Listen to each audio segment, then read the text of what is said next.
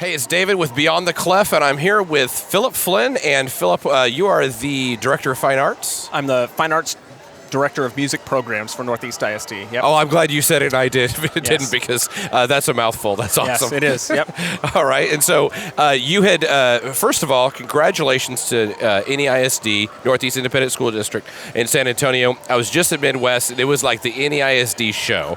So many ensembles were there. Can you tell us everybody that was there? Yes, we were very fortunate. We had 4 groups selected to perform this year. We had the Ronald Reagan String Chamber Orchestra.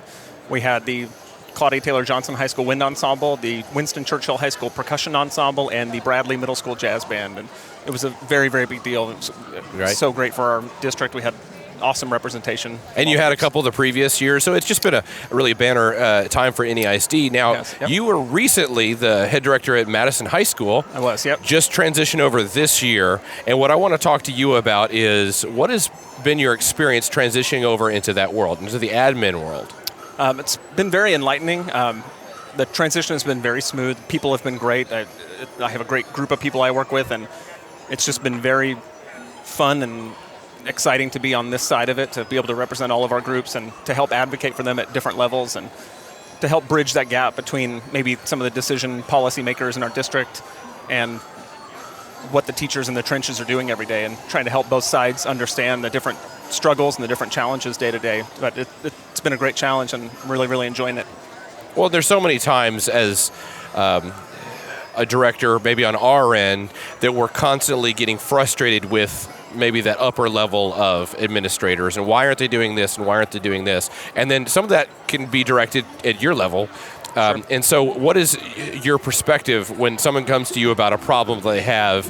You're dealing with a lot more than just instrumental music people on your level. Sure, yeah.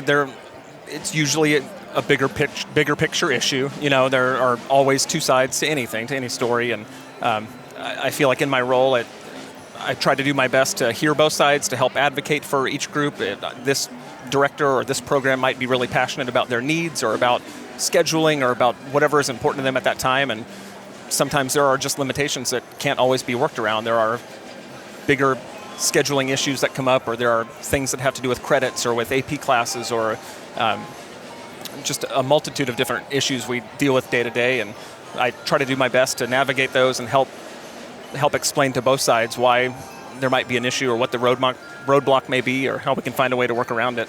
And there's usually a solution. When you talk to people and you make those relationships, there's usually a way to get to a resolution that benefits both sides. So what advice do you have for someone like me that's a director, and I'm coming to you as an administrator, and I have a problem?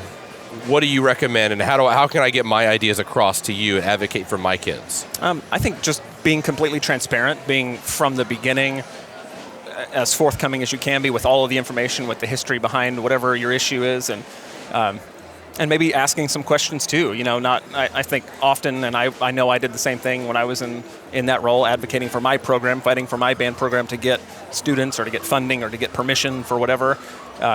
I think asking some questions, maybe trying to find out if you really need something and the original answer is no or not this time, just maybe try to find out why, or find out what you can do, or maybe there were some things you could have done beforehand that would make whatever you were asking for a little easier to attain, or would have made it a little easier for somebody in an admin role to fight for, or to explain, and to advocate for. But I think just being as transparent as you can be, asking questions as often as possible, and sometimes just being patient. A big thing I found is that some decisions just don't happen very quickly depending on the size of your district or depending on what it is you need. There's lots of steps to it. There's paperwork, or there's different departments that get involved, or there's different people to talk to, or different meetings to set up. And hopefully if you have somebody in that position that can advocate for you and can help bridge that gap, then it'll go smoothly. But I think communication and patience are 2 things you can't do without. Right. Okay.